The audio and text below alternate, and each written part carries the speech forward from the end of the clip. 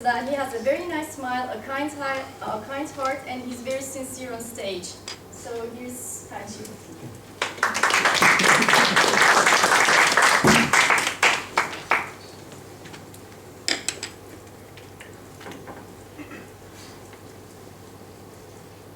Ne haber lan gavat?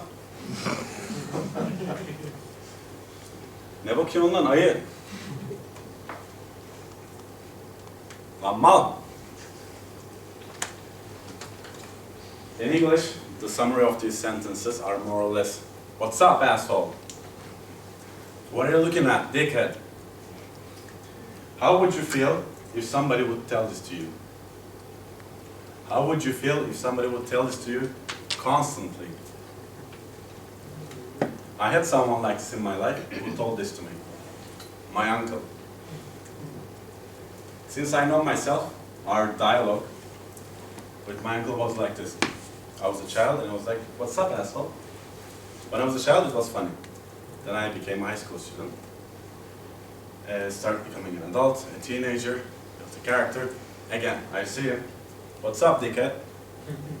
I was like, okay, it's not funny anymore. And then university came, I moved to another city, started assuring myself that I'm doing stuff. Self-confidence. I see him once every 2 months. Again, what's up, asshole? What's up, dickhead?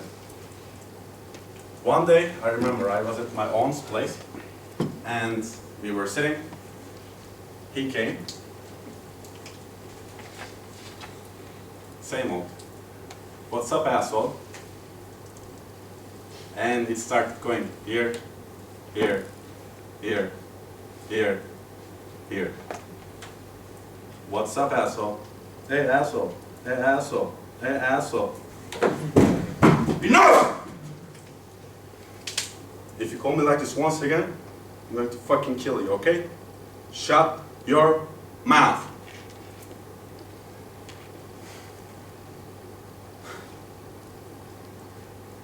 It felt real good when I did this. But for that moment, because in some other way it felt bad. I didn't understand why, because he stopped doing this afterwards. Well, we didn't have much of a dialogue anyways, but at least he stopped taunting me with all these provoking sentences. But I started feeling bad about it, like my conscience felt bad. I knew he didn't have the best of his child, like best childhood ever in his life. Because my grandfather, his father, a fantastic person in the night, amazing guy, but became a monster in the night when he became drunk. And he drank every single day. I wasn't there, but stories I hear, insults, beatings, not only by hand, kick out of the door. So I know they all had a rough childhood. And who got the biggest shit? This one, because he lacked the diplomatic skills to go around. 10 years ago, more or less, my grandfather got really, really sick. And we were in the hospital, waiting room. I was more than 10 years, I was like 15, 16. And my uncle was with my grandfather at his bed. And I said, okay, I'll go check what's happening. And I went there to the door. And I saw this scene.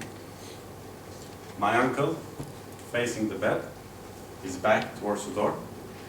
I could only hear this part where he said, I'll say this in Turkish. Hadi kalk. Kalk. Bak beni dövmene izin vereceğim. Yeter ki kalk. Uyan. Ne olur kalk. Kalk. Kalk! I never forget this scene. He was asking his father to wake up from his coma, and he said he would allow him to beat him again, because he loved him that much. Okay, of course, this made me really, really sad, but it also gave me another revelation. I understood that you should not judge people with their actions. You should first try to understand what their stories are.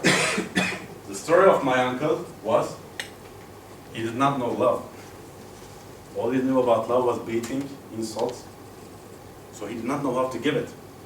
So that was his way, trying to show his love. Provoking taunting, insulting, because he didn't see it any other way. And I learned to think before I take an action. I learned to think before I try to treat someone in a certain way, regardless of what my uncle did. And in time, I spoke to my uncle. I told him, look, I understand what you've been through, and I understand the reasons why you did this. And I know you love me, and I love you too, but we are both adults. So from now on, let's have a more solid dialogue. There are also other ways. And he said, okay, sure. And yeah, it has been a long while since we're having a proper dialogue. I go to his place every now and then.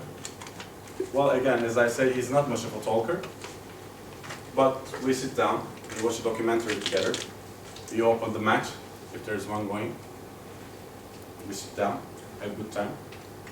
I sometimes realize that he turns to me, he wants to say something like he said in the past, because again, that's how he shows love, but then he remembers, and then he doesn't say it. Because that was his story. It wasn't our story.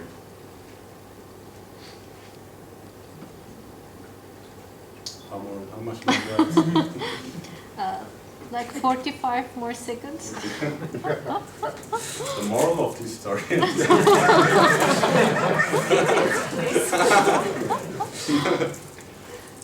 also with my uncle, for example, I realized he starts speaking when you talk about something that actually interests him. For example, he loves fishing. And when I start speaking about fishing, he speaks for an hour. Last time I was at his place, he started speaking about his youth years, where he was like this crazy guy who was like the mafia mob of the street.